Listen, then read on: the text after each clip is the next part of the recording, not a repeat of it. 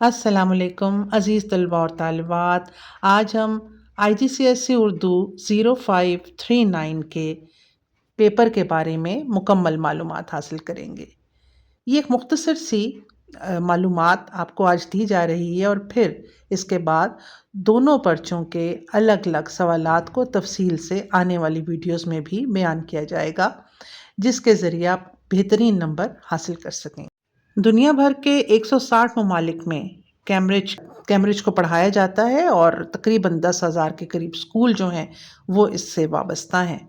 आला तालीमी यूनिवर्सिटीज़ में कैम्ब्रिज की तालीम को माना जाता है, इसलिए इसकी अहमियत से इनकार नामुमकिन है। मौजूदा निज़ाम तालीम के लिए कैम्ब्रिज एक बेहतरीन निज़ाम तालीम मुहैया करता है। इस निसाब का असल मकसद तलबा और तालिबात को इस काबिल बनाना है कि मुख्तलिफ हालात में उर्दू ज़बान को खुद एतमादी और मौसर तरीके से इस्तेमाल कर सकें।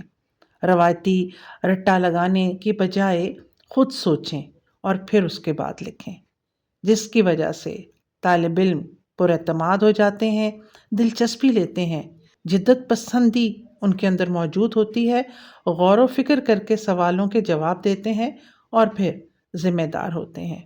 क्योंकि 0539 में सवालात की नौइयत ही इस तरह की है। आइए एक एक करके सवालात और पर्चों को देखते हैं। पेपर 1 यानी पर्चा नंबर 1 जो होता है वो टोटल 60 नंबरों पर मुश्तमिल होता है, जिसमें ख़ास तौर पे रीडिंग और राइटिंग से मुतल्लिक मशकें दी हुई होती हैं। जबकि पर्चा नंबर 2 पेपर 2 सुनना यानी लिसनिंग का होता है, जो कि मुख्तलिफ जिसमें मशकें दी हुई होती हैं और उसका ज़्यादा सारा का सारा ताल्लुक़ सुनने और लिखने से होता है। इसके कुल नंबर 30 होते हैं। आइए अब तफसील से पर्चों को देखते हैं कि इसमें कितने घंटे का पेपर होता है और कितनी उनकी वेटेज होती है। पर्चा 1 जो कि पढ़ना और लिखना से ताल्लुक़ रखता है, ये 2 घंटे का होता है, 60 नंबर का होता है और इसमें 6 मशकें होती हैं। जबकि पर्चा 2 सुनना यानी शुनीद, अंग्रेज़ी में इसको हम लिसनिंग का पेपर कहते हैं, ये 35 से 45 मिनट का होता है और इसकी वेटेज 30 नंबर की होती है। इसमें 4 मशकें होती हैं जो तमाम की तमाम रिकॉर्डिंग्स के ज़रिए सुनाई जाती हैं। बोलचाल का इम्तिहान गो के हमारे यहाँ पाकिस्तान में ज़्यादातर उसको इस्तेमाल में नहीं लाया जाता है, लेकिन ये भी स्पीकिंग जिसको हम कहते हैं तकरीबन 10 से 15 मिनट का पेपर होता है और फाइनल ग्रेड में शामिल नहीं होता। इसके अलग से सर्टिफिकेशन होती है जिसमें 3 मराहिल पर गुफ्तगू की जाती है।